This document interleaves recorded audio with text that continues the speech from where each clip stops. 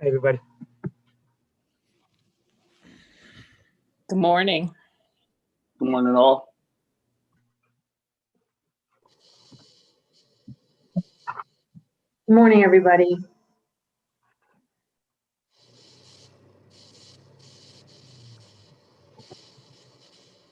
Who let Carlo in? I thought he wasn't senator anymore.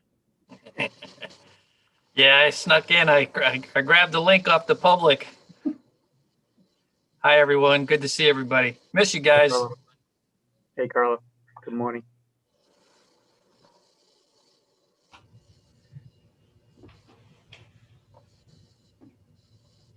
Carlo, I was hoping that you were going to tell us that you were back. I don't think my new team will let me go. That's correct.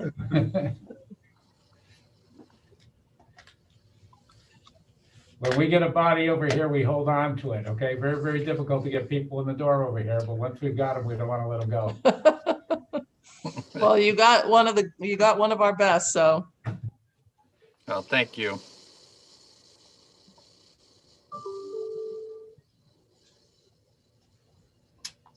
Good morning, everyone. I'm going to call to order the informational session for the Department of Transportation here on January 27th. We have a big day in the Transportation Committee today. We have the third of our informational forums. We started with DMV last week. We had the Airport Authority on Monday, and we'll be hearing from the Department of Transportation today. This is a great opportunity for us to sort of get a state of the agency report based on the impacts that everyone has felt and seen, experienced over the last year related to COVID, but also an opportunity for the Department of Transportation to introduce themselves to many of our new members who were recently elected, sworn in, or joined the committee this year, and give an update as to what is going on internal to the agency, how they've responded, and what they think the impacts are moving forward. We expect to hear a lot today, but we expect to finish by about 11:45 so that we can move on to our public hearing, which begins at 12. So I want to just start off with a couple notes that I know are important to everyone. A former committee chair and longtime ranking member of the Transportation Committee, Tony Boucher's husband, passed away just a little less than 1 month ago.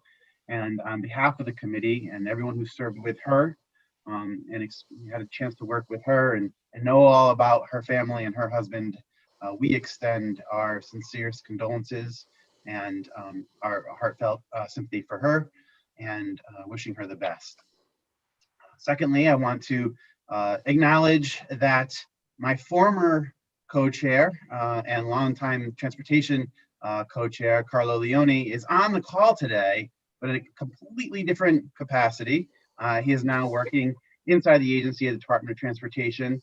And so, Mr. Leone, it is great to see you and to welcome you back to the committee as well. Thank you, Mr. Chairman. It's a pleasure to be back, even though it's in a different capacity. But given the fact that both the transportation and DOT have worked hand in hand for so many years, I welcome the new opportunities. And I know that under your leadership and the other members, the committee's in good hands. We'll make do just fine. Don't worry. With that, we're awaiting two of my fellow chair, Senator Cassano, to join us and ranking member Summers to join us. They'll be on in just a moment. They have other responsibilities in other committees at the moment, but I am joined early today with ranking member in the House, Representative Carney. Thank you very much, Mr. Chairman. It's great to see everybody. I see Representative O'Day's hand is up. As the current ranking member, I'm going to say ignore that. But I look forward to talking with everybody from DOT and letting particularly a lot of the new members learn more about what has been going on with the Department of Transportation and how we can make improvements and how they've dealt with the coronavirus pandemic. And I also just want to echo, it's great to see former Senator Carlo Leone on the call too. We miss you a lot. Thank you, Devin.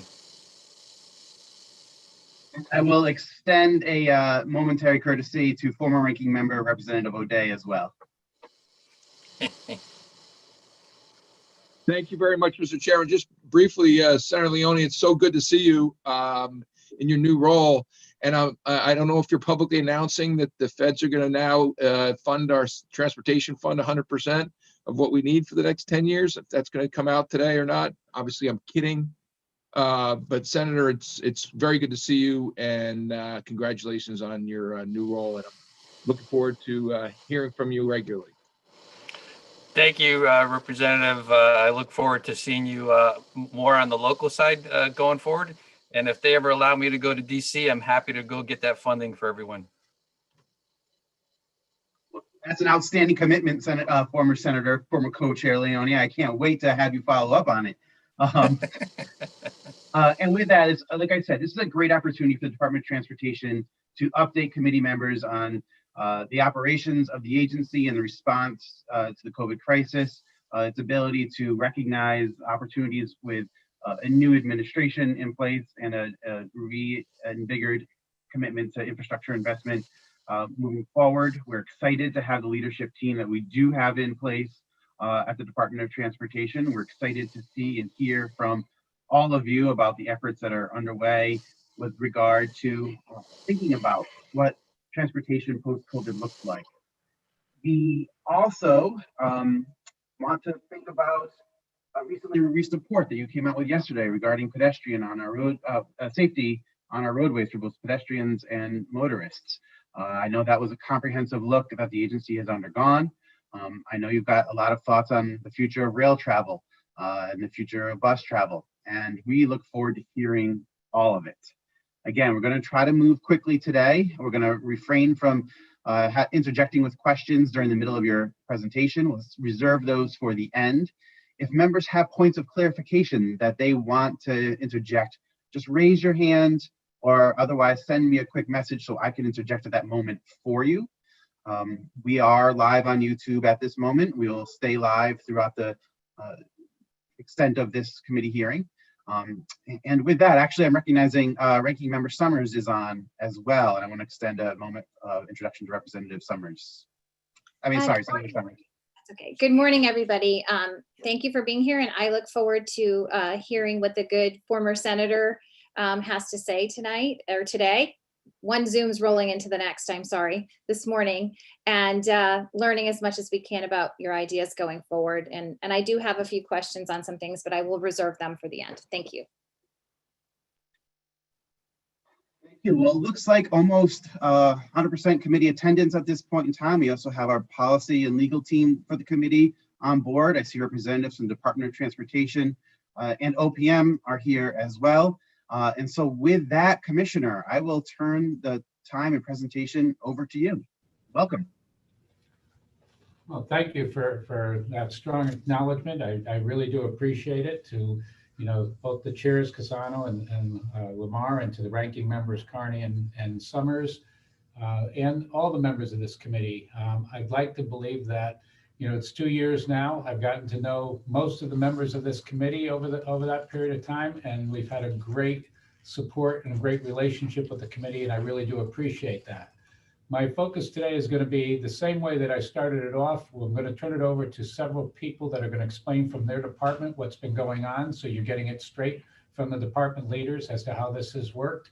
I also do want to acknowledge that Senator Leone has already become an invaluable part of this team, and we appreciate his input, and he's been actively involved all the way through this, even as we've put together how we're going to respond today and what we're putting in to show you with total transparency everything that is happening. So let me start with just a couple of remarks, okay, that, one, I wanted you to be aware that it's been a tough year with COVID coming in the way that it had. We had to immediately, I personally met with the governor to talk about how we were going to respond to COVID and how important it was in that response that as a DOT, infrastructure investment was going to be critical, and we needed to keep our roads and our highways going. And I think you need to understand that while I'm saying this wasn't true of every state. There were some states that made a decision to shut down their rest areas. We couldn't have that going on. We needed the trucks to be able to get through. We needed to know that the essential materials were going to be delivered through, and we needed to make modifications to allow for heavier vehicles to be able to go through. So there was a lot that had to be done. And, for our standpoint, the DOT remained open, operational, adaptive, which you'll hear about, okay? And we do consider ourselves as essential workers and that our work is essential. And we've always been guided by the leadership that this committee has shown, that we have an obligation to be, very, very cognizant of how we spend the public's money. And we do everything that we can to protect the health and safety of the public and our employees, and that we maintain all the essential functions. And we did this all the way through and continue to do it. Unlike other DOTs, we avoided major disruptions. We did maintain public transit for essential travel. We kept rest areas open 24/7 to support the commercial truckers, and even came up with ways of putting food out there for those truckers. We kept construction projects moving forward, and this was especially helpful for an economic recovery from the pandemic. We've assured all Connecticut DOT contractors and consultants that our construction projects are continuing as scheduled. Project development activities, including project design work, are considered essential and will continue, which meant we had to find ways to protect our employees that could support that construction, the same way we had to find ways to protect our employees that were keeping our highways open. And internally, we modified our day-to-day operations. You're going to hear more about that, to minimize the COVID-19 risk, and we've proudly assisted in the state's coronavirus response and recovery. So if you take a look at the next slide, this is just, I feel like it's a constant reminder to us of all that we have to take care of. And, I'd like to turn around and if I could say nothing else, it's with great pride that I talk about a department that is totally dedicated to making sure that all the things that you see here, that we not only maintain them, that we maintain them with a level of transparency, a level of economic responsibility, and always worried about that safety ranking that we've got out there. So, we had 38 million riders on bus transit. We had 2.8 people in registered vehicles, and we had 41 million riders on rails prior to this. We don't have those numbers right now. I know you've already talked to the airports, so you know how far down they are. We're not quite as bad on that end, but even though we've had some increase on the rail traffic within the state, the rail traffic that goes into New York City is still very, very down, along the lines of 10 to 12% of the normal ridership that's going in. But I will say to you that there is strong belief that, it is showing signs of coming back as more and more people are getting the ability to get the vaccines and feeling that they want to get back to a sense of normalcy. But I'll also tell you, I participate every 2 weeks with a 7-state call. I know that Boston is looking at only 10% occupancy in their leasing. Same with New York right now. And we need to be prepared to work with that as we see those changes coming forward. And, from my end, having gone through 9/11, knowing what happened then, and then, everybody not believing it was going to come back, but it did come back. I firmly believe that all the signs are, as things start to progress, we're going to see it coming back, but it's not going to be rapid and it's not going to be easy. So at this point, I'm going to turn around and introduce the first of the deputies that's going to start taking you through some of the issues. So Mark Rolfe, who we hired in as a deputy for, from the engineering side, will now start talking about some of the operations. Mark? Thank you, Commissioner. I would like to take a few minutes here just to talk about how COVID impacted some of DOT's internal operations. And just to take half a step back, the Department of Transportation has approximately 3,000 employees. Roughly half of them, or 1,500 or so, are assigned to field operations. Most of them are in our highway operations, our maintainers. Those are the folks you see working on the roadway in the orange and white trucks. They're shown, some of them are shown in the picture on the left side there. We also have a fairly significant staff working supporting our construction projects. They're performing oversight and administrative chores related to construction projects, and all those folks are assigned to field operations, and they're part of our essential workforce. We do have the balance of the agency, however, that's primarily working out of the office. That's our professional staff, it's our administrative staff, and there's some almost 1,500 folks working in that capacity. In March of 2020, before the pandemic hit, we had 0 people approved for telework. We had the framework of a telework policy, and a couple of people were approved for very, very limited telework. By the end of April, we had 1,458 employees teleworking. That's 90% of those eligible were working from home. That would not have been possible but for our IT group, led by Jose Romero. I'd like to recognize him. He was nothing short of a hero here in coming up with innovative solutions for our employees. It was not just remote working, but we have engineers with workstations and CAD operators, and he came up with innovative solutions so that we could enable those people to work remotely without really missing a beat. And our productions and metric numbers prove that out. In mid-April, we established a COVID steering panel with 5 work groups. The work groups were led by senior managers in the department. The work group comprised employee health and safety, business operations, how we're going to work on that, building operations. We have satellite buildings, more than 50 buildings that are occupied by our employees around the state. And then we had a communications work group. That steering committee met weekly to discuss operational, safety, and employee issues, running the gamut of everything that we did. We conducted surveys of all our employees and our supervisors to determine how our approach to COVID and how working environment was whether we were successful or not.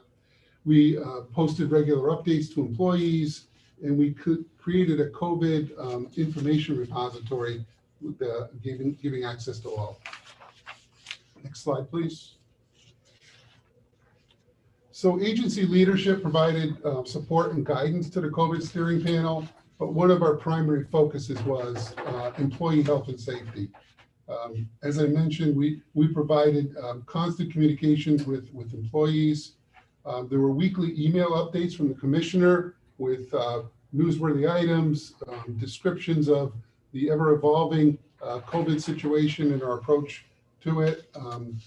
We also issued a series of COVID safety directives. Those came out of our safety office, and here's another. I'd like to recognize Jim Ritter, who's our safety director, and he allowed us to not only function effectively, but to keep our employees well informed, to provide guidance on a consistent basis of here's the parameters under which we're going to perform work. He gave guidance on physical distancing, how we're working in vehicles and equipment, how we're doing contact tracing among employees, provided notices. I did a tremendous amount of work. There were other things that we've done, more physical things around our building. We've posted signs at all our entrances. We put floor markers in. We added hand sanitizing stations. To our door systems, we added touchless doors to high-use areas. We provided enhanced cleaning around our building. And we did other touchless upgrades all around our building, things like paper towel dispensers, water fountains, and faucets. They've all been upgraded now so that they're touchless operation. We also took a look at our shared work areas, conference rooms, the common areas within buildings, and provided appropriate measures there as well. What remains to be done is the personal workspaces. Some of our building where we have lots of people in relatively close quarters. We're taking a look at that as well, and in areas where we need to make adjustments before we return our workforce into the workplace. We're making changes there. Next slide, please. So in terms of our business processes, we've adjusted many of our business procedures to adapt to the COVID limitations. One of the big areas was public engagement. You know, our project development processes, our publication of programs and public documents, all include an element of public information and outreach. And we've been able to create a virtual system which allowed for us to continue to produce projects and publish documents. At this point, we've hosted 27 virtual public meetings, and participation rate has been even higher than when we did in-person meetings. So I think there's probably a takeaway there when we get past COVID. Other things we looked at were digitized forms, invoices for engineering consultant services, used to be all in hard copy format. Those are all now digitized. We were well on our way in other business processes on, for example, the construction side. We had this e-construction initiative that we started years ago, but now we've embraced that in a big way. Other initiatives, these are more public-facing initiatives that the department has done for with respect to COVID. Big one is rights-of-way permitting. In accordance with the governor's executive order, we permitted restaurants and certain businesses to reopen and apply for permit to use state highway right-of-way for outdoor dining and other outdoor activities. Food truck permits. We implemented an initiative to allow food trucks at select rest areas, to allow commercial food trucks to set up and help feed commercial truckers, especially during those early days in the pandemic when no restaurants were open. On our transit systems, we installed extensive signage to assist with reopening. At the DMV and DEEP and other buildings, we assisted and provided that support to our sister agencies. We helped with setting up some testing sites and other support. So we answered the call when there was a rapid testing center being set up at Gateway Community College in New Haven. We Conduct Crews helped for setting up a mobile hospital in Sharon. We also helped and made a building available in New Haven for recycling of masks. One other thing that many of you probably noticed, the Q Bridge on the lower left, we lit it up red to honor healthcare workers who were on the front lines in this pandemic. We did some things with respect to public outreach as well. We had a campaign in conjunction with the Connecticut State Police called Help Our Heroes, Please Don't Speed. We produced some public service announcements to help control speed, and you'll hear a little bit more about that later on. We had a poster contest, student poster contest for Heroes Moving Heroes. That was for our essential workers in transit, recognizing the work that they did during the pandemic. And then one final initiative we had was Stop the Spread, Bump the Button. And that was in urban areas. We looked at our pedestrian walk signals and we created a campaign, first of all, to increase the size of the button so people didn't need to use their finger to push it. But then we installed some decals and some publicity around bumping the button with your elbow. So those were some of the things we did in terms of the public. I'd now like to turn it over to my colleague, Deputy Commissioner Ippolito. Garrett. Thanks, Mark. So what you see on your screen now is a data that's currently available on our website. We have posted this publicly for anyone to be able to access. It's access to our continuous count stations that are sprinkled throughout the state at various roadways. And we've been using this to track the recovery of traffic on our state's road system. So as you can see there, the darker color is 2020, the lighter color is 2019. So it's comparing daily to those days. So when we had the initial lockdown, this is Norwalk on I-95, you had a significant drop in average daily traffic counts on that roadway. And if you go to the next slide, there we go. So this is this fall. Now we've seen recovery of traffic volumes at that same location. So initial lockdown, we did see that reduction in traffic volumes But as more businesses opened up and people went back to work, we saw traffic volumes back up to where they were normally. What we have seen through other information is adjustments in types of trips. We see more people traveling locally. We see different types of trips on weekends. One of our continuous count stations up near Kent Falls State Park saw very high peaks above average than what they're used to. More people getting access to our state parks, enjoying outdoor activities. Next slide. So while we did see a reduction in traffic, and we unfortunately have seen an increase in fatalities on roadways, and this is concerning for two parts. One, you have a reduction in serious injuries, and a reduction in number of crashes occurring, but those crashes that are occurring are having a higher rate of fatalities. And you see the chart on the left there showing fatalities per 100 million vehicle miles traveled. So, we were averaging 0.8 fatalities per every 100 million vehicle miles traveled in January and February. And then lockdown happens, it spikes up in April as the roads are a little more clear, people are driving much faster, and that high trend continues. We have a high trend in June and then really high again in November. But when you think about it logically, if you had much less traffic on the roadways, we should have seen a decrease in fatalities on our roadways as well. Unfortunately, that's the opposite of what occurred in our state.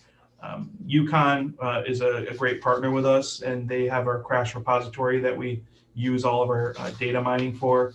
And that little top right decal is up on the top there. Next slide. So this here, the first thing I was talking about was roadway traffic, and this here showing you public transportation ridership.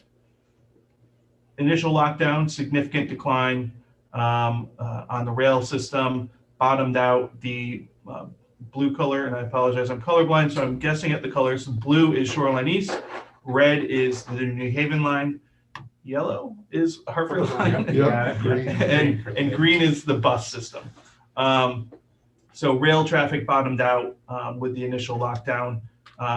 However, it's important to look at the bus ridership. It only dropped down 50% at the initial peak lockdown when so many people were staying home. We still had 50% of our riders who had no other option. They had to use our bus system to get to work, to get to the supermarket, to get to the pharmacy, and to just seek medical care.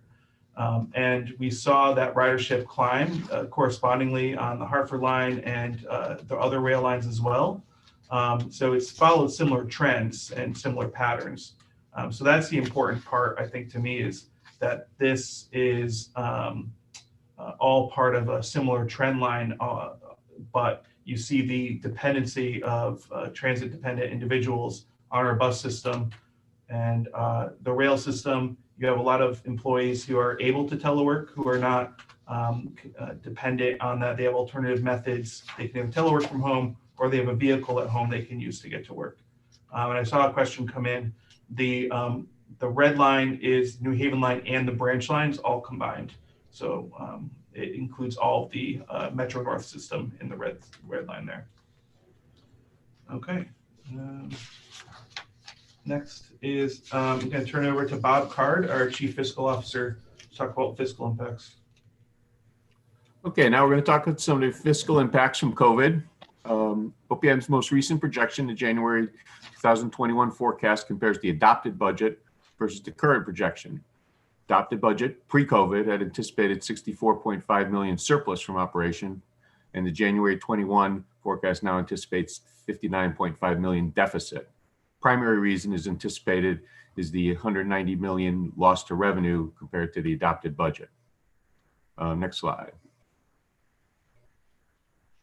The STF has faced fiscal pressure for many years. The gas tax was one of the biggest revenue sources, was reduced 14 cents back in 1990. Has not been increased since. Keep fund balance, other revenues have been added, and now COVID has added extra revenue pressures. The January 21st forecast letter from OPM shown here compares the adopted budget versus the current projection, shows a $190 million loss in revenue since the budget was passed. This shows the individual categories where we're losing revenue, mostly fuel taxes and oil company tax. However, we are taking full advantage of federal funds where appropriate to limit losses where possible. Next slide. The next slide shows the pre-COVID projections. This slide shows the January 2020 consensus revenue as it reflects the truest pre-COVID projection updated from the adopted budget numbers. Did you skip a slide, Pam?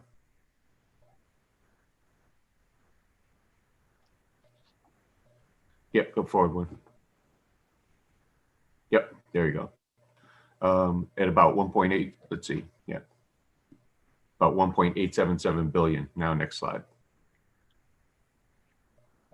Revenue projections were revised in April 2020 downward by about 200 million from the January 2020 estimates on the previous slide. And if you go to the next slide,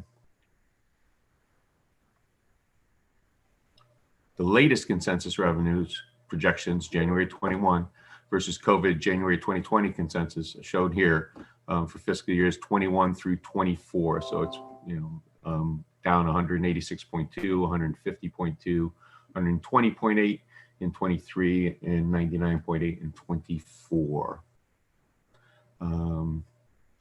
Next slide. And finally, the comparison January 2020 and January 2021 by category. Overall, the recent projection 1.69 has not changed substantially since the April 2020 projections of 1.677, although the individual categories vary. And you can see the impact on the fund. And now I'll hand it off to who's next? Rich Andreski. Good morning. Can you hear me? Yes, go ahead, Rich. Great. This is Rich Andreski, Bureau Chief for Public Transportation. I'm going to take you a few slides on the state of public transportation. Garrett Euclidou covered the ridership trends. One of the key areas of focus for us was to ensure that we continue to operate the essential transit services that our riders were depending on. So from the outset, we focused on onboard safety through enhanced cleaning. Our bus fleet did not include what we call the driver office doors or barriers. We have since installed barriers on our entire statewide fleet of buses, which gives drivers some separation from the general public. We've equipped our customers as well as our drivers with masks and have had a number of mask distribution events to promote mask wearing. The key for us was there's been a lot of talk about decreased ridership. We have maintained full bus service with the exception of our commuter services in and out of Hartford, where we saw a significant decline in ridership. On the rail side, we've seen greater declines in ridership, and that's due mostly to the loss of commuters in and out of New York City. We are continuing to monitor those trends. The key with public transportation is it can't be throttled up and down overnight. That service, the scheduling of the service, the maintenance of the fleet and facilities, there's a substantial amount of infrastructure and a workforce that is not easily scaled. But however, we are looking going forward, and I'll get into that in a minute, substantial changes to the network. We've been fortunate that the Federal CARES Act and the CRISA funding, the supplemental package that came through at the end of last year, have allowed us to continue these services. And that's been, that's key as we reformulate our plans for public transportation going forward. Go ahead, Pam. Thank you. I won't call this a silver lining, but it was somewhat of an advantage for us in that with reduced ridership, we were able to accelerate some of our capital investments. Key among them were the Waterbury Line signal and sidings project. That will enable expanded service down the road, and that project is coming along nicely. We expect it to be concluded at the end of this calendar year. Positive train control, a long discussed, that's moved along And in basic maintenance activities such as railroad tie replacement, maintenance of the fleet. A lot of these activities have been accelerated due to lower demand for service.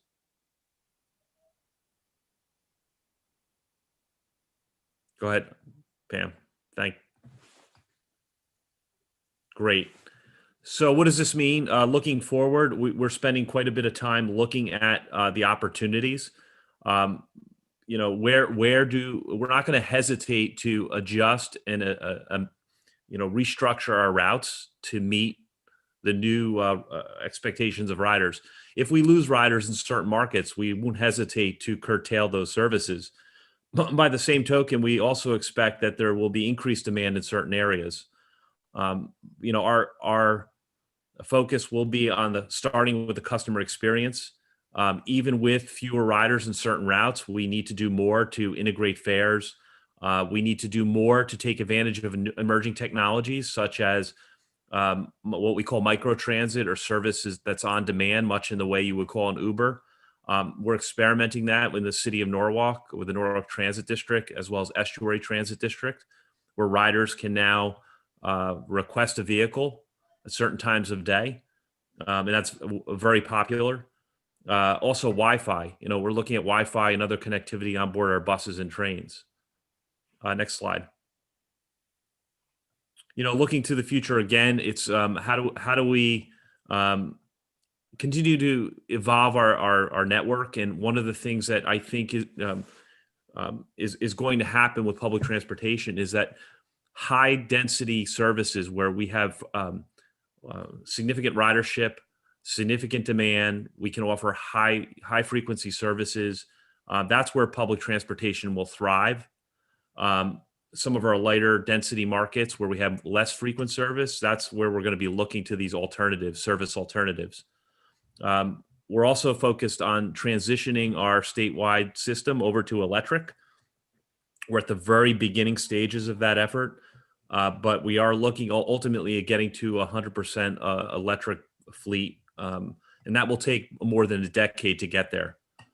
We're also, Governor Lamont has been urging us to speed up the railroad.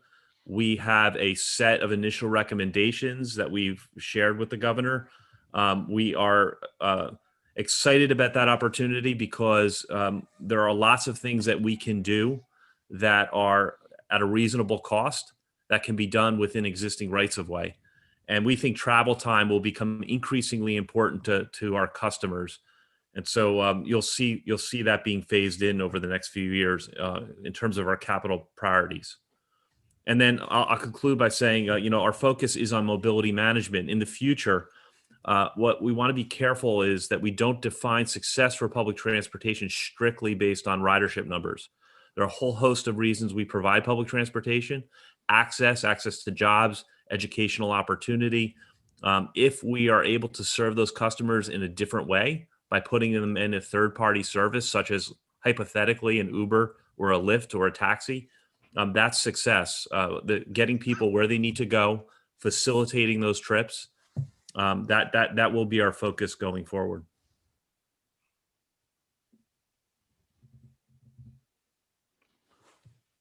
Scott Hill coming in next on the engineering side. Scott? Hey, thank you, Commissioner. Can everybody hear me okay? I'm having a little problem with my video. I want to make sure my sound's good. Okay, thank you. So I just wanted to establish the fact that ConnDOT digital and working environment was fully established prior to the start of COVID. And so that benefited us significantly in being able to work through the issues. We had digital plans,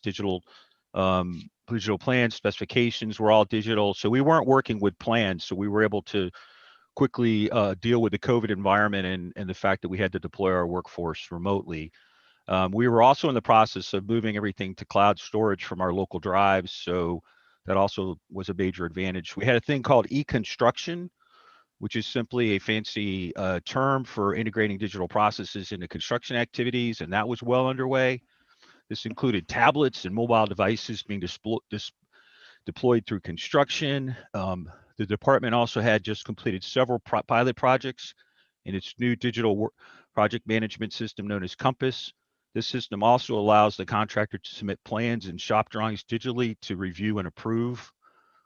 We quickly established a working environment. Mark talked a lot about that, so I won't go into too much detail.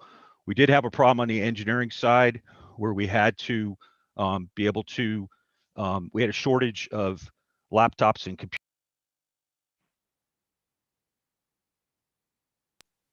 Sorry, I think my sound just kicked out. On the design side, so we had to work on trying to establish a network on the working network on the computer side and the IT side, which we were very successful in doing. It did require some employees to use their own equipment, but we were successful in deploying a lot of Dell laptops or Dell tablets and laptops to our employees to ensure that work continued.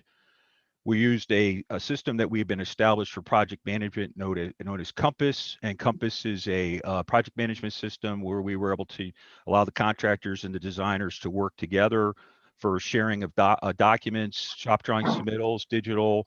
We created an environment where we were able to actually submit invoices digitally and then review them digitally, and then make sure that the contractors and the consultant designers were paid. And through all this, the construction inspectors continued to report for the field daily, doing their job, and following new PPE protocols and COVID protocols to ensure the safety of the contractors, as well as the our own construction inspectors, as well as the consultant inspectors working in the field. So all in all, it was a great success. We were able to create the environment we need, deploy our designers to their house, get them up and working. You know, there are still a number, we never closed the building, so there are still a number of employees that do come in the building and work daily, but we do monitor that and ensure the safety of all our employees, ensuring that there aren't a large group of employees in the building at one time. We average somewhere around 90 to 100 folks that come in and out to conduct their business. But the majority of the designers and project managers are deployed remotely. However, you know, as I said earlier, the construction personnel and the lab folks and the people that have to report to work every day do so, and have had a really positive attitude to the whole event. Next slide, please. So this just, I want to demonstrate and show some projects that we successfully continued throughout the COVID event. This is a combination slide that shows the Charter Oak Bridge project in Hartford on the right and the Waterbury Mixmaster project on the left. That we found that because of lower than normal traffic volumes during the initial spring and summer months, we were able to expand our work zone, perform work during the day, and take additional lanes permanently instead of only during certain hours of the day. So on the right, the I-91 Charter Oak Bridge project, which is designed to reduce congestion and improve safety in Hartford, East Hartford, and Wethersfield. I'm sure you've all seen this under construction. The project increased the number of closed lanes, particularly at the beginning and tail end of the work shifts. And because traffic volumes were relatively low, there were fewer temporary traffic patterns needed. And due to construction efficiencies, ConnDOT was able to open the Route 515 southbound exit 87 to I-91 southbound ramp about a year ahead of schedule. So that was a real plus. On the other side, I-84 Route 9 Mixmaster rehabilitation project, due to low traffic volumes in I-84 westbound in the spring and early summer, the contractor was able to permanently close additional lanes, thus expanding the established work zones and helping to provide a safer environment for the traveling public as well as the construction personnel performing the work. And all these activities shorten the construction schedule. So next is another project. This is another highway example. This is the in Brantford, exit 55 I-95 and US Route 1, another successful project that maintained schedule throughout COVID and came out really nice. And you see some of the night work activity on the left in the pictures, and including demolition occurring at night and taking advantages of the reduced traffic during the spring and summer. Next job, please. We have some examples of some successful railroad projects that were in construction that we maintain construction schedules even advanced. One of them on the left is the Clinton Railroad Station, and you can see the night placement of the pedestrian bridge at that location. And on the right is the Atlantic Street Railroad Bridge replacement in Stamford. It should be noted that if anybody knows how congested it is down there, and to replace this bridge was a really major undertaking. It took a lot of interesting construction techniques, such as what we call jump spans, in order to build temporary railroad bridges, really small ones, in order to put the new abutments in, because we pulled the abutments back and we widened the bridge. And through all this, we maintain our commuter railroad activity across that location. As we know, there's not a lot of tracks there. So it was really a concerted effort between both Metro North and the Department of Transportation, the contractor, to make it a success. It's won a lot of national and regional awards, and it is a major success story for a very complex project that we pulled off very successfully. Next slide, please. And this is some of the Complete Streets projects. We don't want to forget about our, bike peds community. Boxer Square revitalization in Stanford. This project won a community connectivity grant and won top regional prize for quality of life and community development from NASTA. So we're very proud of that project. The one in the middle is the Main Street and St. John's Improvement Project in Middletown at the end of the Aragoni Bridge. And as I drive through that every day, and so I'm very interested in that project. It's going very well. Very proud of that project. Project number 55141 on the right is the construction of a roundabout to improve safety on Route 10 and 202 at East Street and North Notch Road in Granby. As you know, we've been using a lot of roundabouts to replace traffic signals, eliminate stop controls, slow down traffic, a much safer, much safe environment. People are still getting used to them, the roundabouts, but I think overall they've been well accepted in Connecticut, and we're seeing a lot of reduced traffic accidents in those locations. And in the last slide, I just wanted to point out that all the above examples were provided to illustrate how successfully we've been working throughout all kinds of issues with contractors being sick. Metro North had quite a problem with flaggers and groundmen at the beginning, but we've managed to pull it off. And then we just recently published our 5-year capital plan. And I know one of the questions is, do we adjust the capital plan because of all the activities and reduced traffic and the issues right now with reduced ridership? No, we did not. Right now, we're still, as it was indicated earlier, studying what's happening. We've seen traffic volumes go back up. While there are reduced AM and peak volumes, I would point out that our roads were very congested to begin with. And so while some of the backups are less, they clear out much quicker, they still are significant in time, and we need to keep that in mind. And, we continue to provide transportation asset management strategies in order to bring all of our transportation system back up to a state of good repair. And at this point, I will turn it over to Kim Lassay, our Bureau Chief for Public Transport, our Bureau Chief for Planning, so she can run through some slides. Thank you. Thank you, Scott. Hold on 1 second, Kim, before you go. I just want to make a quick note that this presentation will be available on the Transportation Committee's website at post this forum, and the presentation and link to the YouTube video will be housed there indefinitely. And as folks present, if they could just introduce themselves, name and title for the record, will make it a little bit easier for our clerk and our members to go back and look at that testimony and know who's talking. It can be a little bit confusing in the forum YouTube world if someone does not introduce themselves with name and title before they move forward. And third note is let's not use the chat for questions and answers. Again, since this is a public meeting that is full accessibility, we want to make sure the public is fully aware of the conversation that's taking place. If we could note that you have a question, and we will move to that during the question and answer period.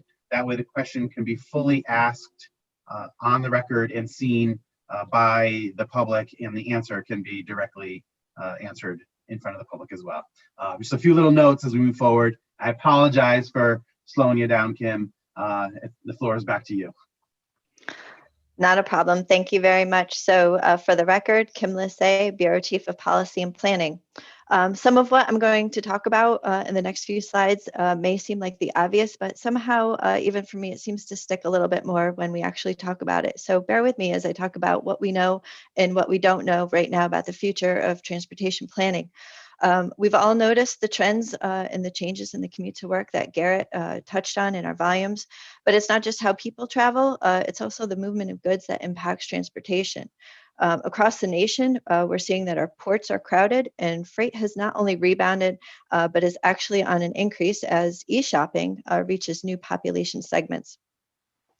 A nationwide survey that was conducted shows that about 70 to 75% of people were uncomfortable using public transportation in the beginning of the pandemic. That did ease a little bit as the pandemic rolled into the fall and into the winter, and as news of how the virus spreads changed from surfaces to being more of an airborne threat. Throughout the pandemic, we've also seen about 30% of people still feeling uncomfortable about using services such as Uber or Lyft. At least for the time being, it's expected that people will remain somewhat hesitant to use these modes. And Garrett touched on this a little bit earlier, but the pandemic has put a bit of a spotlight on income disparity. Lower income residents are less likely to be able to telework, and they're also less likely to have different modal choices on how they get there. So initial surveys show telework, at least part-time, will likely continue for many, but this is only part of the puzzle. The big question, yep, go ahead, Pam, to the next slide, please. Great. The big question around these behavioral changes that we're seeing is actually what will stick. So for example, will people continue to shop from home? Will they return to dining? Will people continue to attend virtual concerts? I personally hope not. I'd like to get back to some real ones. How will our economy rebound across the nation and here in Connecticut? What will our major employers do? Will they close down offices to reduce overhead if they've had success with their people working from home? And what changes will we see around decarbonization and consideration of greenhouse gas emissions? While we believe that it's too early to make any major changes based on what we've seen in 2020, we are positioning ourselves to be more nimble. Pam, next slide, please. Thank you. So we're getting ready to update our freight study. And also recently, CONDOT has added the PEL process to our toolbox in planning. The PEL process stands for Planning and Environment Linkages. It's an FHWA endorsed practice to accelerate project delivery. It's a process that can be scalable. We can use it at a region level, a corridor level, or even at a project level. It allows us to investigate intermodal possibilities, identify critical issues, and define a reasonable range of alternatives. It's also an opportunity to bring in major stakeholders early, including some of our sister agencies, such as DCD, OPM, Department of Housing. And I envision this as a new way that we can work together to have a pulse on what's happening across the state and work together as a whole as we emerge successfully from this pandemic. And with that, Commissioner, I will turn it back to you. Very good. Okay, one of our successful projects that we'll end the presentation with, but at this point here, again, I'll turn to the chair and say we're ready for any questions that you want to open up to. Great, thank you. And before we get going to questions, I know we have quite a few. I'll expect to see hands raised in just a moment. We'll go first to Senator Cassano, Representative Carney, and Senator Summers, then go through our membership. I just want to say thank you again for putting this together. I know it's a challenge to operate a Zoom presentation from 6 different locations, and you're doing an outstanding job of keeping us up to date on the various activities of DOT on a pretty consistent basis. You have an incredible legislative liaison team available to the committee. So as specific requests come in or specific one-off conversations need to be had, members can always reach out to Pam Ciccato or Ann-Kleza or myself, and we'll get you the information as soon as possible. Similarly, we are working to do a joint presentation, informational forum on the Transportation Climate Initiative. We're looking to maybe schedule that in conjunction with the Energy and Environment committees at some point. Rankings and chairs of this committee had a conversation last week amongst ourselves, thinking it was important for our members to understand the role that DOT has played in formulating that plan at Connecticut's level. And I think our membership would like some insight into the direction that you're looking at, or we move too quickly forward. Similarly, I'm certain there'll be questions about transportation financing and bond prioritization and issuance. We'll get into that over the course of the year. There's a whole legislative agenda and package that you'll introduce in a few weeks as well.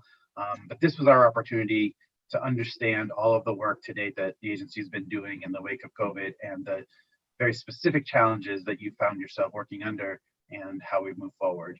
And so I thank you for your willingness to come before us, and in this environment that is as difficult as it is, you guys are doing quite well in. With that, I'm going to turn it over to Senator Cassano.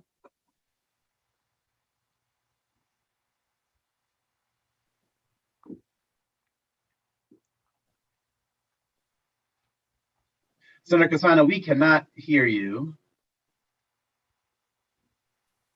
I'm having trouble with my computer here. You're good. You're good now. Okay. You mentioned the roundabouts. I can tell you from firsthand experience with Glastonbury, they put a series of roundabouts on a major street, and it's worked exceptionally well. And all of the grousing that we heard in the very beginning, people now recognize that it makes a lot of sense. There was a much better flow of traffic and a much quicker flow of traffic. So people don't like change, and there's a good example of it. And keep going on with ideas like that because they're important. I do have a general question. You talked about service reductions in the bus lines and restructuring routes. Manchester has a high dependency on the bus routes. You got multiple routes coming through town.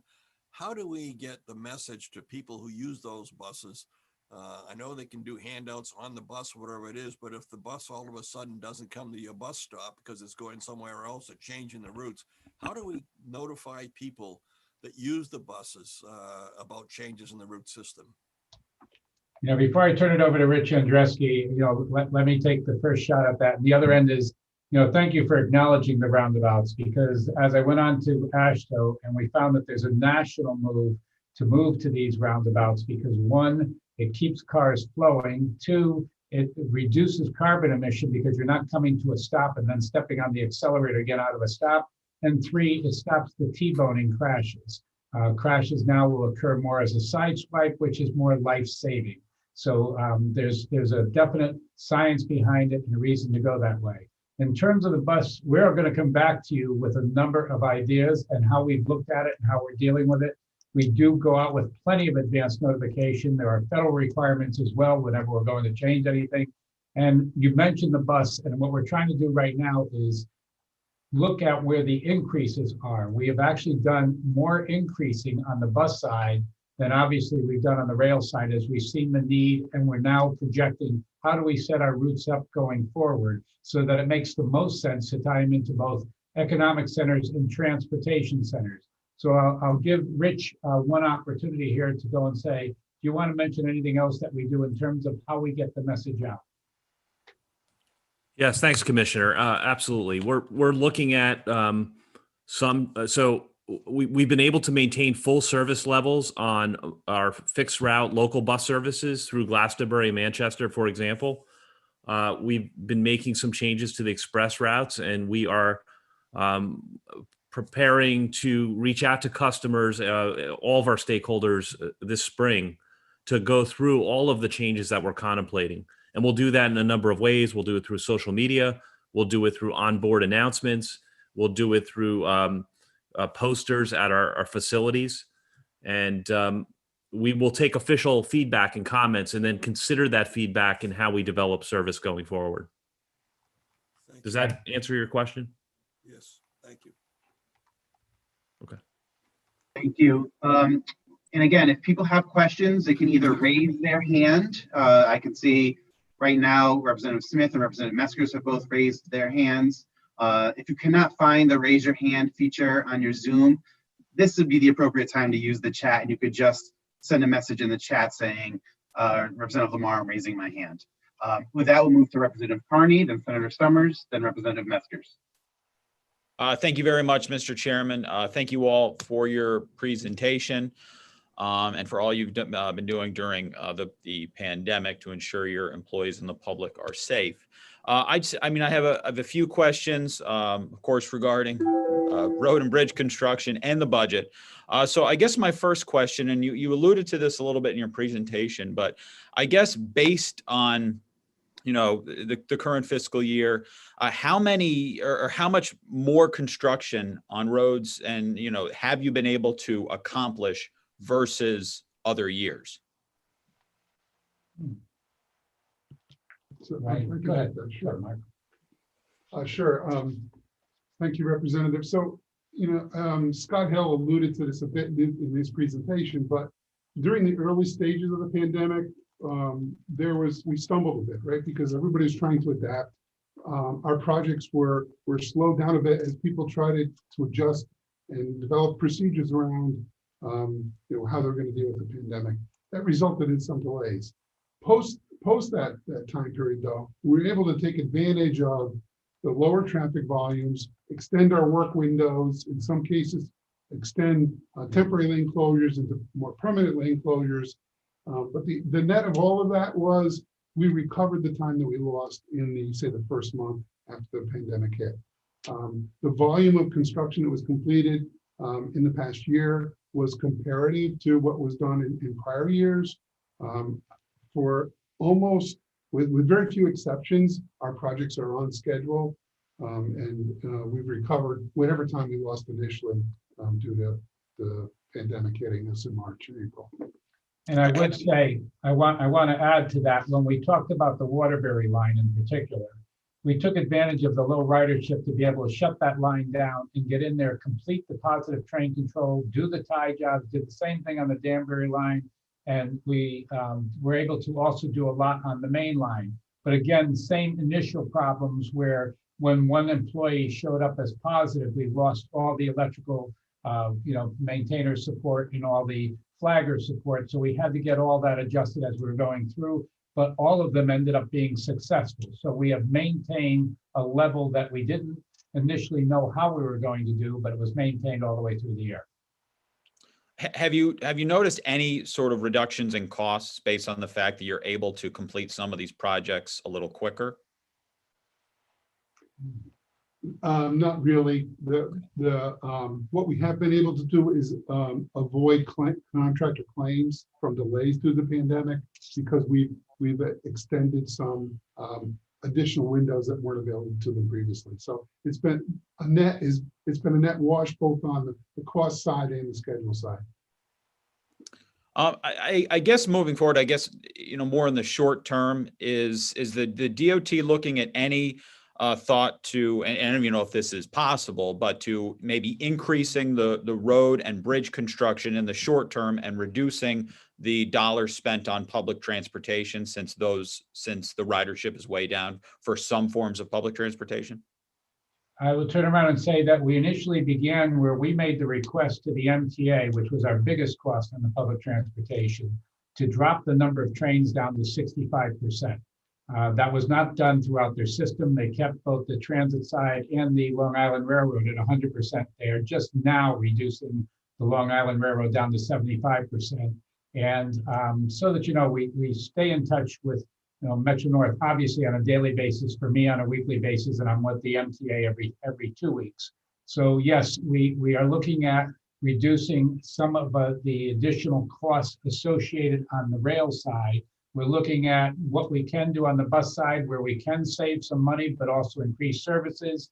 And at that same time, we're looking to go and balance it out. So those are, even as of last night, we were dealing with some of these budget discussions on how we could make adjustments, where we could move some money to, and where was money available. Because that's the other thing that we're dealing with is as CARES funding came in, we got an FRA grant. We got 50% of everything that was given nationally, with a little over $300 million given for 2 bridges on our rail system. So we're balancing out what we can get from the federal side and also what makes sense and what is logic as we're going forward. So the answer is yes, we are looking at it, but we're also balancing it out against the fact that if we go down too far, it'll take too long to recover from it if we start seeing it coming back.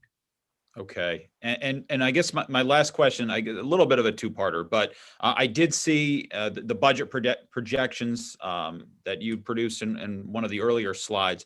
I guess my question is, with those, do you have any alternative budget projections based on one, the that, you know, the potential for folks to use public transportation less, use the roads less, and also any budget projections based on the probable likelihood that the oil company's tax will go up, because I'm imagining the gas costs will go up. I mean, they may not, but if they do you have any budgets based on that? I can take that. So, I mean, we base it on consensus revenue. So we use what OFA and OPM provide to establish our budgets. And I know, well, Ann can probably weigh in better than anyone about the thought process that goes into estimating the oil company's tax projections. So we rely heavily on those projections to determine. I don't know if you want to add anything, Ann, to that. When looking at the oil company's tax, it's really the price per barrel. And, you know, going out 4 years, it's hard to project what the price per barrel will be. But we assume that it will go up in the consensus revenue projection. So that is helpful for the STF. And I do want to point out, you know, we are seeing pre-COVID levels on the highways, okay, in terms of how the cars have bounced back. So your point is right. We're not seeing the same level coming back in the rail, but we are seeing it on the buses. So it's a constant balancing act that we're looking at as we're trying to measure that. And I want to be very clear that our conversations with OPM went until probably midnight last night, as well as we're constantly looking at what are the opportunities and how do we balance it. Yeah, and Representative Kearney, I'll just say, you know, when we submit our budget material requests to OPM, we have taken into consideration reduction in ridership across all the systems. So that's baked in because the budget, you know, was passed previously. So what going forward, what we have submitted to OPM and the governor's office does take into consideration a reduction in ridership on those systems. Okay, I appreciate that answer. I'm sure we'll be having many more discussions on the budget as we move along through the legislative session. But again, thank you for coming before us and for your presentation. Sure, thank you. Senator Summers, followed by Representative Meskers and Representative Smith. Yes, good morning, and thank you for your presentation. Many of my questions have been answered by the previous folks that have spoken, but I wanted to say a couple things. First of all, I wanted to say that the DOT folks that I've dealt with in my district during the pandemic have been stellar. They have just done an amazing job in helping on the requests that I have had. And they, I know I see somebody on here who helped us with bus service to a small town that was really shut off because they happened to lie right between two different transit districts, and you were integral in getting them up and running. And we appreciate all the work and dedication that your employees showed, especially during the pandemic. I also was going to ask if you had looked on how to reallocate your budget dollars based on what we're seeing as perhaps a trend, maybe permanent, on the way that people are traveling and using transit now that we have experienced a pandemic, and what kind of analysis we could do. I know I've talked to many folks who live in Fairfield County and we're traveling into New York, but those New York businesses have decided, you know what, you can work at home now. We don't need to have this office building. What kind of impact will that have to the rail transit? I know you've spoken about that briefly. And just to make sure that we are reallocating based on sort of the new normal that we have as far as transit, to make sure we provide services to those who really need them, and that they're going to citizens and our people of the state of Connecticut that are actually going to use the transit. So we're making sure our dollars are allocated properly, but it sounds like you all are looking into that.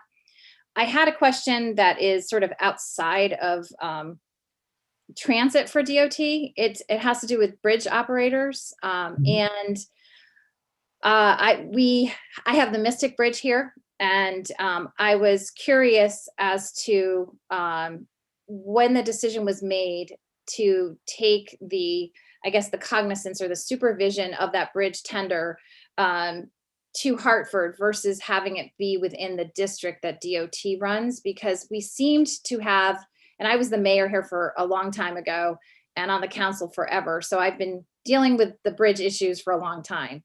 And it would seem to me that it would be much easier and we had a better time getting things done when we had the bridge tender part of the district operations of DOT, rather than having like people in Hartford that maybe supervise bridge tenders, but they're not actually down in the field. Could you speak to that for just a quick moment? You know, I'll take the first shot at it before I put it off to anybody else. And one, thank you for the comments about the department. We always share when there's an acknowledgement of the support that has been out there with all the people that are involved, and it means an awful lot. So I appreciate you starting it off with that.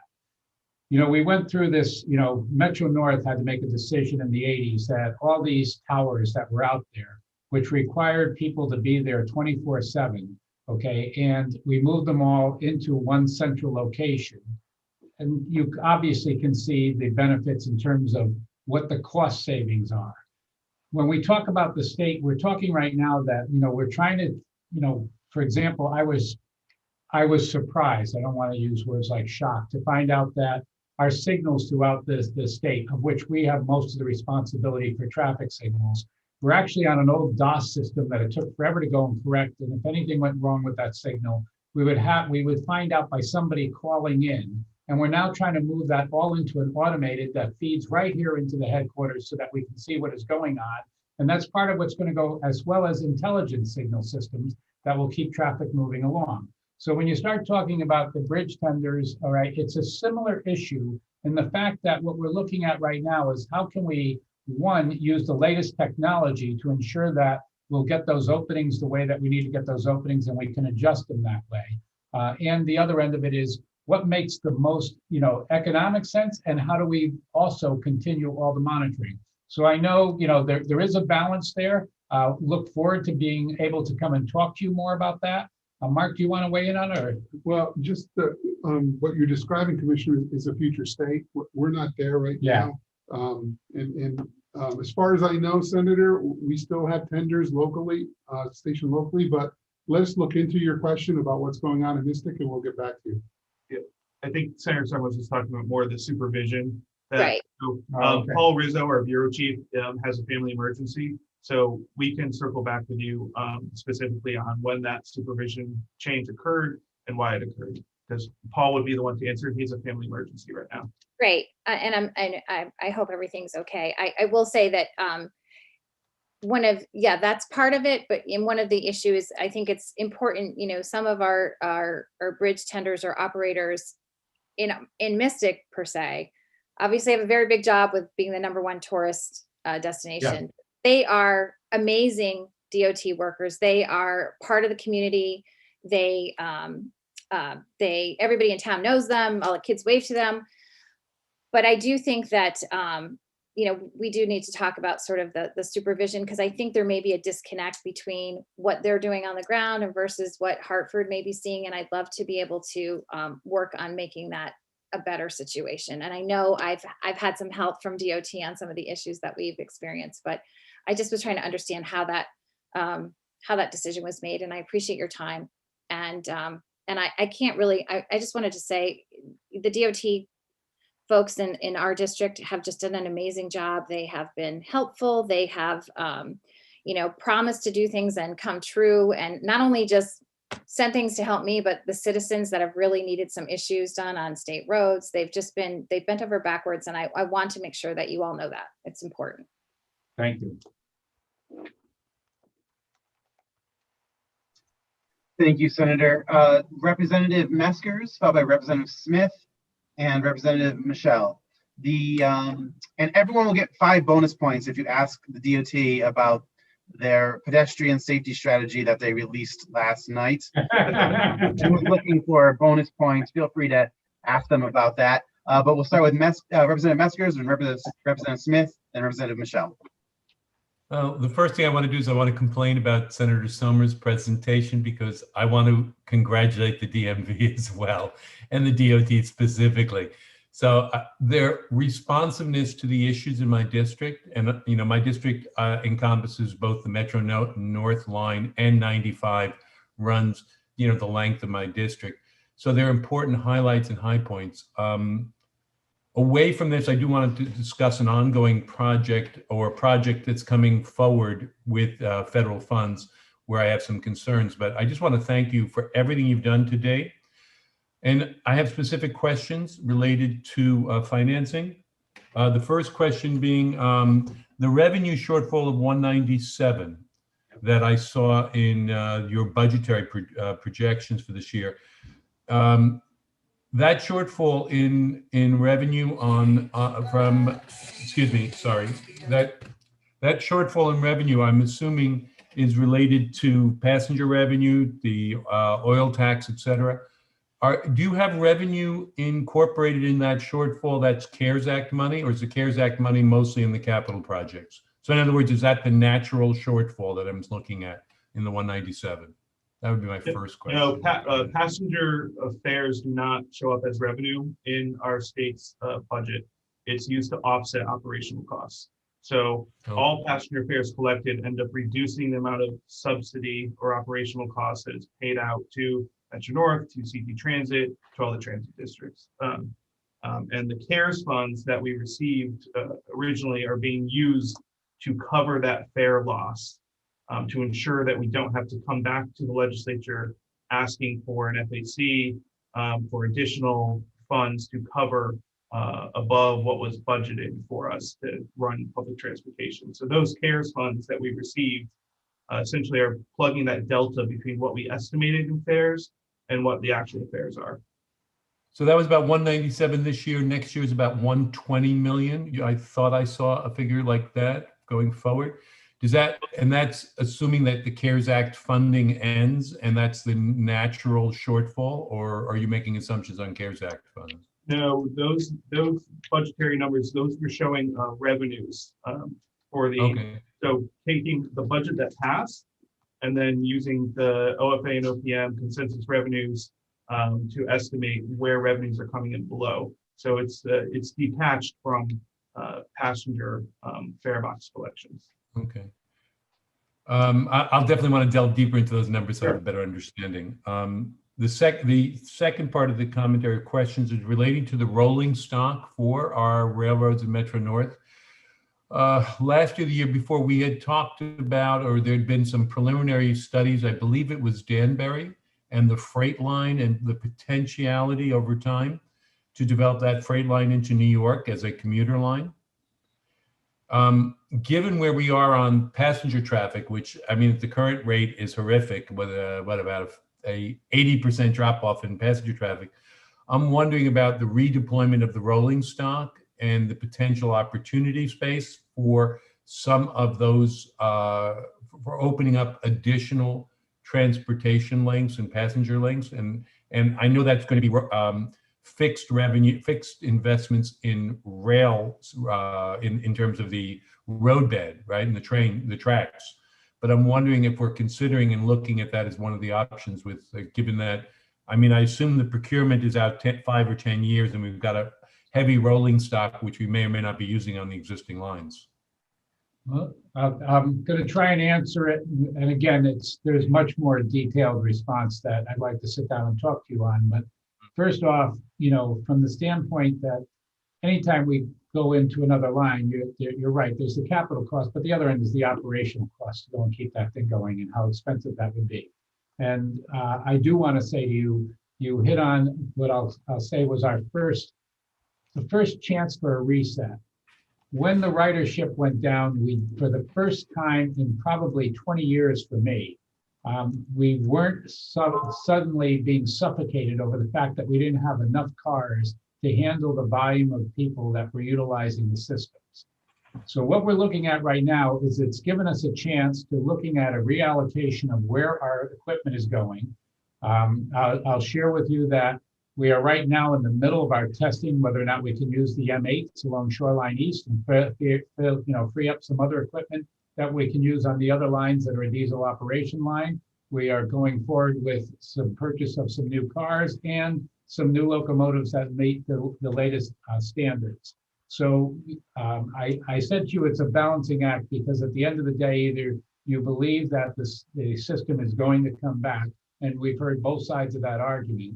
But I will say to you that everything is on the table. What we're looking at right now, there's been a lot of requests for where there can be rail expansion, not only in your district, but all the way up into the Hartford district, all the way out on the eastern end of the state. So yes, we look at it, and we also look at it from potential. And the other part is that I want to make very clear is we're in a position right now that at least we have the ability, because if you remember, I came to you last year over the fact that even the cars we had from Massachusetts, we weren't sure we would be able to negotiate the continuation of being able to utilize those cars, and we were desperate for them. All right, we have been able to extend those. And like I said, if we can get the M8 testing secured on Shoreline, we may be in a position we can look at a full reallocation of equipment and provide better services going down. So, but the part about it being down, what we saw for growth is within your district. In other words, the intrastate has gone up a little bit. That's why when you see the overall numbers, it looks like it's more like 20 to 30% of the ridership. The system going into New York City is the one that almost reached 12%. Then all of a sudden, when the second wave came through, it dropped down again to around 8%. And they're seeing the exact same thing on the New Jersey side going in. We monitor their numbers as well. And Boston is seeing the same thing to the point that Boston actually suspended their service and started running an on-call service with their rail side while they built up what was going to be their fall service going forward. So I want to say to you that it's a complicated answer, but we also are looking at what our opportunities, what would make sense. But again, having to balance that out, because right now my toughest battle that I have in front of this committee is how we're going to fund things going forward, including what our operating costs are going to be. Okay, thank you much. Thank you. And I think you highlighted potential and probable further informational forum / conversation this committee will have to have sometime in mid-February regarding transportation financing, funding, transportation project prioritization, and bonding. That will happen both before our committee and the Finance Committee's subcommittee on transportation bonding. So I think that's a robust conversation that will probably take 2 hours in and of itself. And we look forward to that probably sometime in February. And we can focus with a longer and more detailed deep dive into transportation financing. And I, as you can probably tell, rely quite a bit on Representative Metzger's to help evaluate much of that spending prioritization. Next, we're going to go to Representative Smith and then Representative Michelle, and if anyone, Representative Gopiel after that. And then if anyone else has questions, please indicate by raising your hand or sending me a message. Thank you. Representative Smith. Thank you, Mr. Chairman, and thank you, Commissioner, your team for joining us today and for your presentation. A little bit earlier, we heard a little bit about your expectations with respect to people working from home pre-COVID right now, and then what you think it might look like or what the trend is for post-COVID. And also there was some discussion about, looking at some alternative methods for solving some of the transportation issues in more less densely populated parts of the state. And so I'm wondering, with the trend showing that there'll be, there's likely to be some level of less people commuting to their jobs and working from home. Do you expect that there's also going to be a corresponding drop in the number of van pools that are being operated throughout the state? And if that's so, is there any consideration about redeploying some of those vans to help solve some of those rural transportation challenges that you're hoping to take a look at? I'm going to turn right now, and aside from Mike giving you my initials so that you know that I'm actually understanding it, I'm going to ask Richie Andreski, do you want to go and respond to this? Sure, Commissioner. Yes, I think the short answer is yes. We expect there to be some change in how people commute into our Connecticut cities. We certainly will take a look at that. The typical asset life of one of those vans is 5 years. So whether we redeploy those vans or look at a shift in how we prioritize those investments, I mean, that's something we will take a look at. I got you. Okay. Thank you. Thank you, Mr. Chair. Of course. Representative Michelle, followed by Representative Gopiel, then Representative Devlin. And I can't believe people are leaving these committee brownie points on the table. Not asking the commissioner about the pedestrian safety strategy. So we'll go to Representative Michelle, then Representative Gopiel. Thank you, Mr. Chair. Thank you, Mr. Commissioner, and your team for taking the time today for this caucus. Well, I too wanted to start with thanking you for several things. My working with the DOT started when I was an advocate before I got elected. And when you invited us, the DOT invited us with some advocates to visit your site in Stamford, the railroad yard, also organizing cleanups of the railroad yard that showed a will to work with the community, and it was quite amazing. Then I remember Mr. Zippo, who was the head of highways at the time, who came to pick me up in front of my house to show me who had jurisdiction on the sidewalks and streets and explain everything that the city would not explain to me.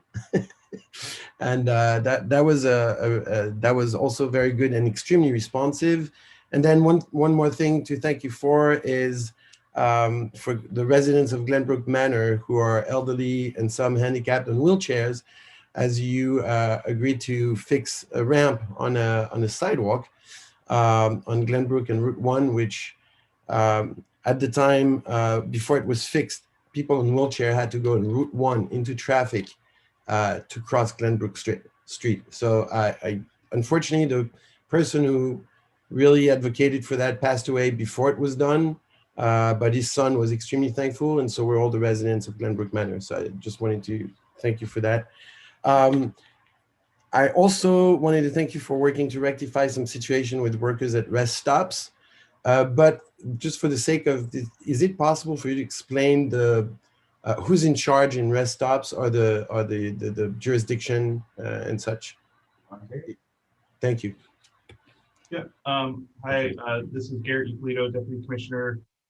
So the service plazas, because rest areas and service plazas are different. I think you're referring to the service plazas along I-95, Barrett Parkway, and 395.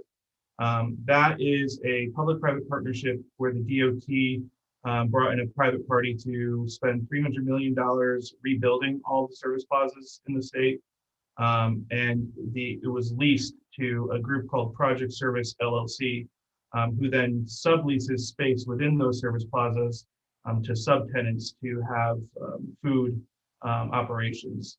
So our contractual relationship is with Project Service LLC, and then Project Service LLC has subtenant contractual relationships with the McDonald's, with the Dunkin' Donuts, with the Subways, the convenience store, groups like that.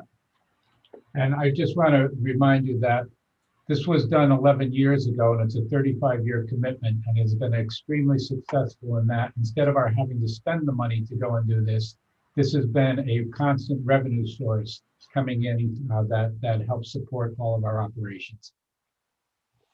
Thank you very much, and thank you for your efforts on that subject. Thank you. Thank you, Mr. Chair. Thank you.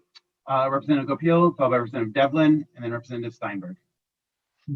Hi, just want to thank you very much for the presentation, and then just also extend my gratitude from my district in the town of Clinton for the investments that were made here with the train station. That goes to the Commissioner, Rich Andruski and Pam Siccato, and the other staff that played a key role in that investment along with the governor's office. What I wanted to point to specifically is that with these coordinated investments, we were able to get private investment into a brownfield immediately adjacent to the train station.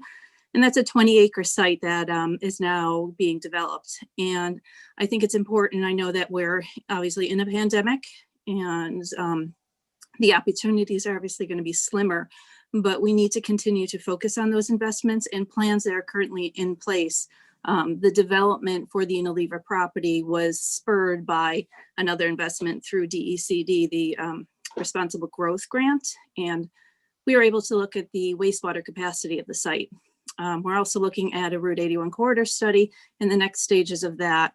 So I just wanted to say I'm very curious about the plan development or your plan studies for targeted improvements and how the coordination takes place across the state for other investments being made and making sure that we're putting things in the pipeline that are coordinated and will be more impactful, especially to some of these areas that are opportunity zones or within a plan of conservation and development may be a focus area that we'd like to see developed.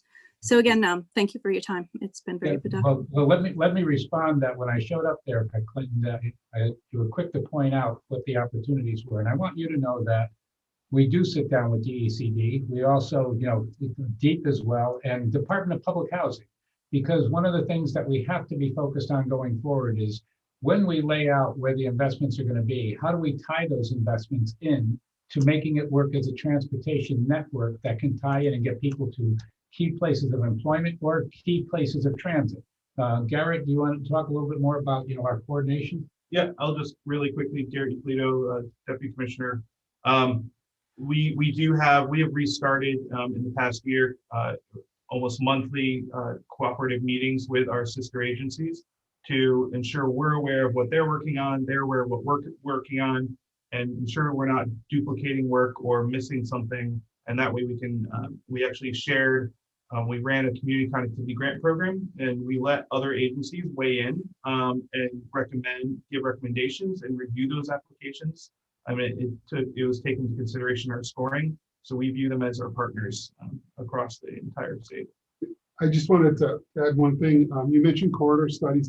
This is Mark Roth, Deputy Commissioner at the DOT also. And when we do corridor studies, we do look for targeted improvements. When we do big ones like the I-95 corridor, we look at what things can be done in the short run to get the most bang for our buck. And we look to advance that philosophy in all of our corridor study work. I think when there's recognition that we can't just build our way out of problems, we need to have targeted investments and look for things that give us early results. And that's been a strategy that we've employed across almost all of our studies in the recent past. Well, I believe the investments that were made in those studies are definitely paying off for our community. We have two major developments taking place on the peripheries of both of those studies, and in coordination with the train station, it will tie in very nicely. So I do thank you. Thank you, Representative. Actually, we should set up a time to talk about that because I'd like to go down and take a look as well. Yeah. We have next Representative Devlin, followed by Representative Steinberg and Representative McCarthy-Vahey. Again, 5 committee brownie points still on the table, only about 15 minutes. Representative Devlin. Thank you, Mr. Chairman. And while I'd love to talk about the pedestrian issue, which I know we will in our committee meeting, I've got some other questions for the commissioner and his team. First, I also want to add my thanks to the work that you guys have been doing. Commissioner, I've always been impressed with your leadership and have a great deal of respect for the work of your team and all of the folks at DOT. So thank you. And particularly during the early stages of this COVID pandemic, what you guys have done in terms of going what I would consider above and beyond has really been incredible. So thank you for that. I have a couple of questions. The first one is, I know you had surveyed early on commuters to understand, and early on, what I mean is just about a year ago, I think it was in March or so, early in the pandemic, to understand the shifts in commuting patterns. You spoke a little bit about how you continue to sort of look at that and you do shift your plans, but I wonder if now, almost a year out, if you will go back and do some type of quantitative surveying to really have, I think, more of a picture of what some of the lasting changes might be that would further influence planning. I'm going to say to you that the obvious answer is yes, we will. But right now, Representative, one of the big issues for us is that the fear that people have of getting back onto the systems, and we have to mitigate that fear by telling them everything that we're doing right now to ensure the safety of those cars, the safety of getting on, and the fact of what we're doing, and that we've tied it in with every other system and looking at how do we go and treat the vehicles? How do we make sure that the riding public knows that everything that we're doing is being done with the latest science on how to make sure that it's safe? Because when I turn around and we talk about the fact that the highway traffic has gotten up to almost pre-COVID levels, you got to remember that highway traffic at pre-COVID levels still doesn't have all those riders that were riding the trains going down there. And as more and more people come on, it kind of weighs into the other questions you've heard here. What happens when we start getting there? Because then people are going to start saying, I'm stuck in traffic. There's no way out of this traffic. It's bogging us down. And there's going to be that return that's going in. So to turn and say to you, one, we will be doing public outreach because we have to do public outreach. We're almost at that 1 year point where we got to talk about meeting our compliance with our federal partners on what we've done for changes. And that also involves a public process and a reach out. So I want to assure you that there will be a reach out. I don't know if that quite answers the same way that we did the flyers and the distribution and the going out, because we're also measuring that to get with our other partners, what's going on with every one of the other systems and what they're seeing. So there's been a general dialogue, and one of the things you'll appreciate as well is, we have to look at what is a commuter pass going forward. Are we going to have monthly passes? If a lot of businesses are going to the fact that they're only going to have their employees coming in 2 or 3 days a week, because that's going to be their new business model, we have to look at what our model is going to be and even our fare strategies going forward. So a lot of discussions to be had. I'm hoping that answers your question and at least lets you know that we're in tune for it and we're looking forward to engaging that. Yeah, I do appreciate that you are looking towards that. So thank you. And I look forward to further conversations along that line.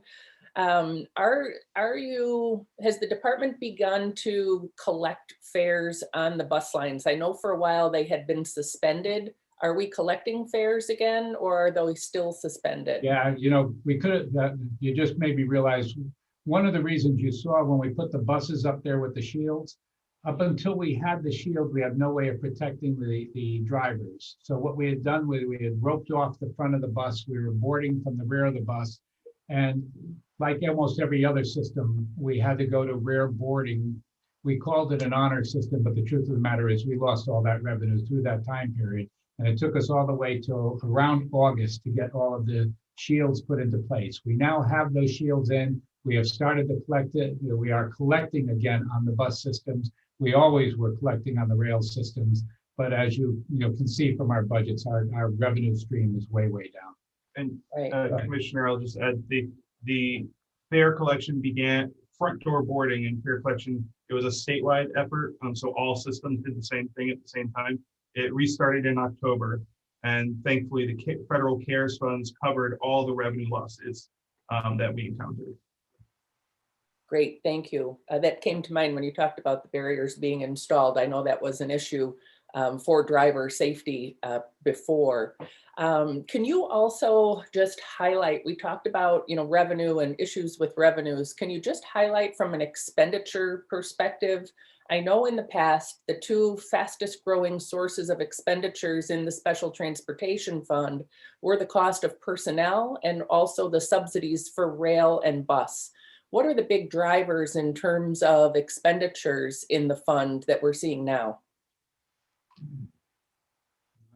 I can again, Garrett Ippolito, Deputy Commissioner, Bob Card can also weigh in. On the expenditure side, the big drivers historically have been ADA paratransit service has always increased significantly because that is a contractual, a federal obligation to provide those services. And the big piece has also been debt service, which is not part of our budget, but it's part of the SDF. It's paid out the Treasurer's Office, as you know. Personnel has not really increased significantly. We've kind of been at a static threshold for staffing, and actually we usually incur actual savings each year. We have expenditure targets of savings that we hit due to slowdown in hiring currently imposed. So that has not been increasing, and we believe projected there will be a decrease in expenditures on the public transportation side due to the modification service levels. Because operating the service on the rail side and the bus side are the big cost drivers. So with a modification in service levels, we'll see a comparable reduction in expenditures on that side. We have, I started to mention it, even when I first took the position, we talked about how many positions we were down, and I said, you're never going to hear me turn around and say we need to fill every one of those positions. We look at it very, very strategically as to where it makes the most sense, and we've been very judicious on how we've been filling. But the other end is you're already hearing how we're looking at, what the new model is going to be, how many people are going to be on the transit side. But we've also done the same thing on the highway side. The vehicles that you see out there now, which used to have two people in every one of the vehicles doing a plow of a single lane, we're now doing multiple lanes with a single driver and a computer, and everything is following the science on it. So anywhere that we can look to go and modify and find efficiencies, we are doing that. And one of the things we need to do is not only discuss it with this committee, but getting that message out there that we try to always balance that out.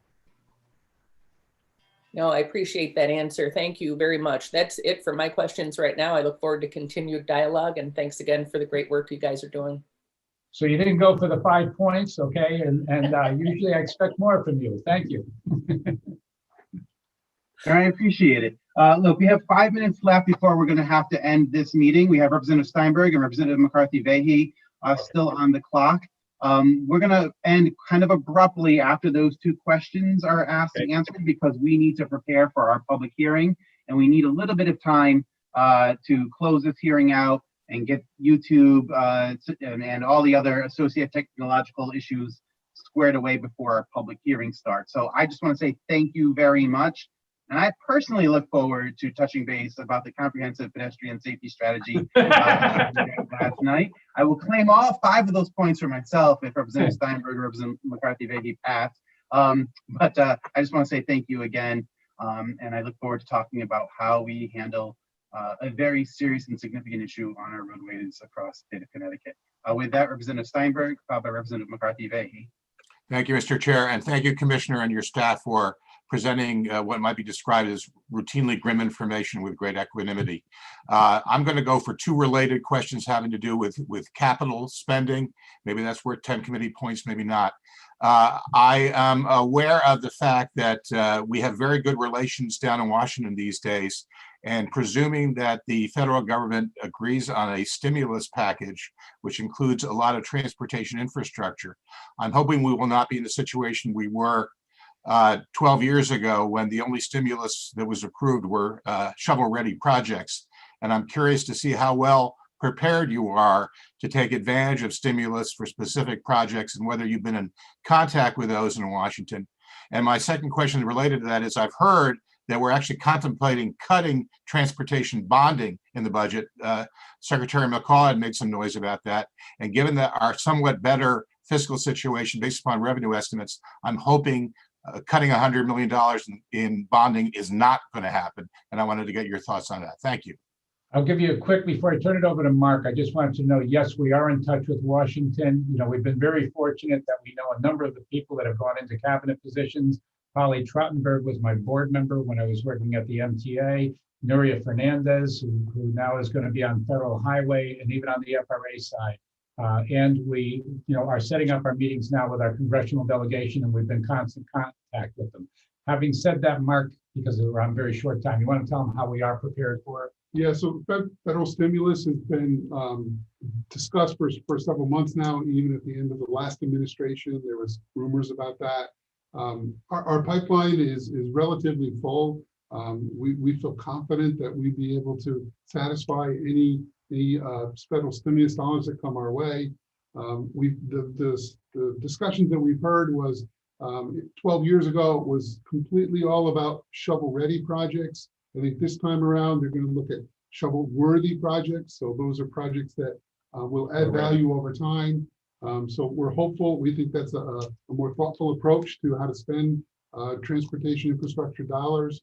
But we feel like we're very well positioned. Thank you. We don't want to, I know they want to get to another person.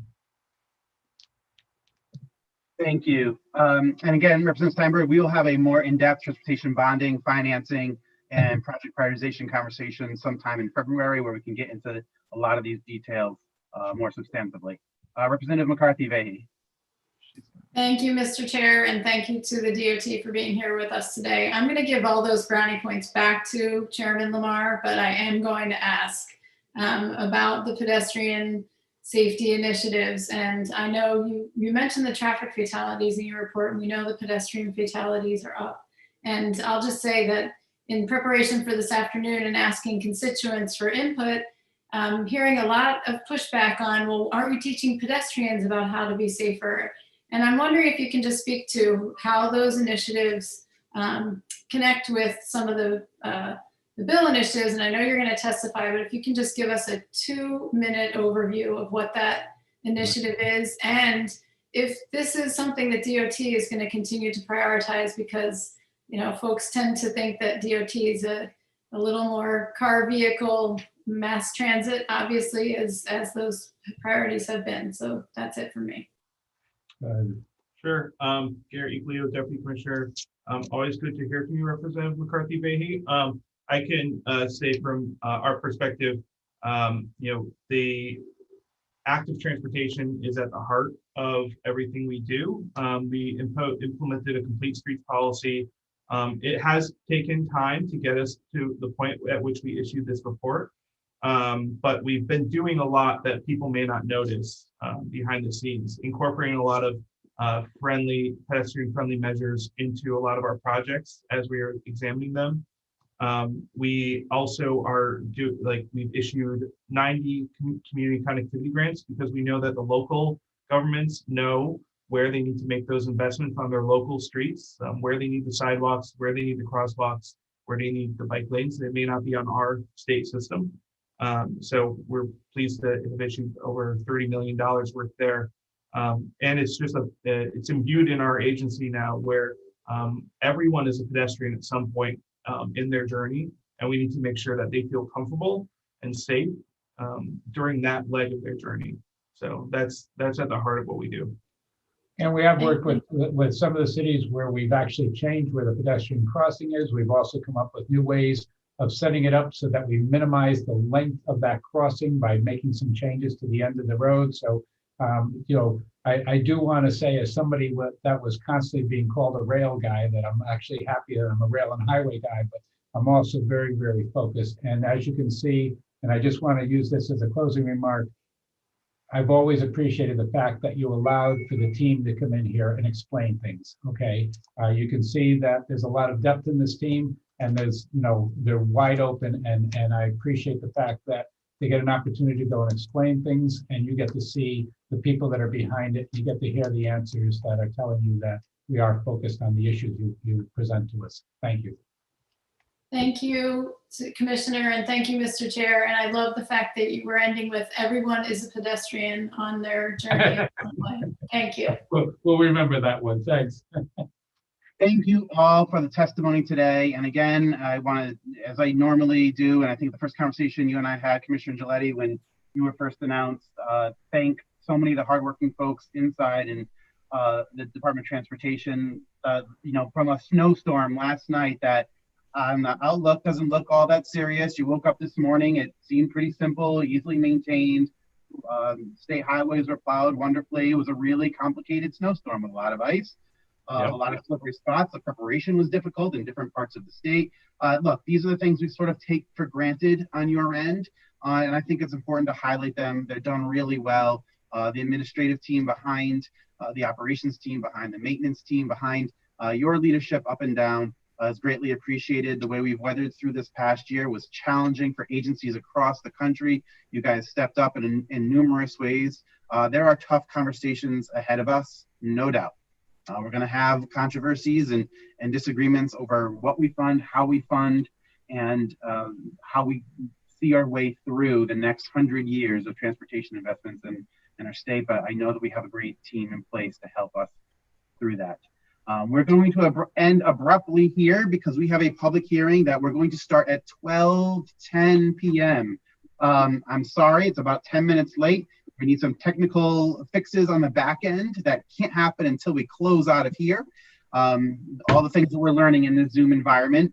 So that's just, I want to say thank you to everyone. I'll see you back for the public hearing with the Department of Motor Vehicles and Pedestrian Safety to start at 12:10 p.m. Thank you, Commissioner, Deputy Commissioners, Legislative Liaisons, and Bureau Chiefs throughout the department. We really appreciate it. Thank you, Ben. Thank you very much. Thanks, everybody.